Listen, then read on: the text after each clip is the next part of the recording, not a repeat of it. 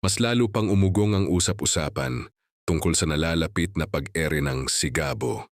Matapos magbahagi si Coco Martin ng post na nasa recording studio siya. Agad itong ikinatuwa ng kaniyang supporters dahil marami ang naghinalang, may inihahanda siyang espesyal para sa inaabangang serye. Dahil dito, mas lumakas ang hinala ng fans na posibleng si Coco mismo ang aawit ng official theme song ng Sigabo.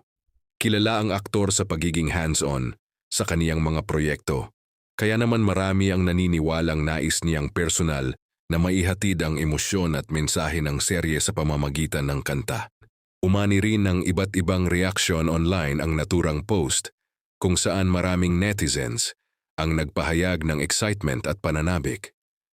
May ilan pang nagsabing tila isa itong malaking clue na nasa final stage na ng paghahanda ang bagong proyekto bago ito tuluyang mapanood sa primetime. Bagamat wala pang opisyal na anunsyo tungkol sa recording, hindi na napigilan ng fans na gumawa ng kani-kanilang espekulasyon. Marami ang umaasang magiging emosyonal at makapangyarihan ang theme song, lalo pat kilala si Coco sa mga proyektong may malalim na kwento at matinding impact sa viewers. Samantala, patuloy ring sinusubaybayan ng publiko ang bawat update kaugnay ng Sigabo. Habang parami ang mga pasilip tungkol sa proyekto, mas lalo namang tumitindi ang excitement ng mga manonood na matagal nang naghihintay sa pagbabalik ni Coco sa primetime scene.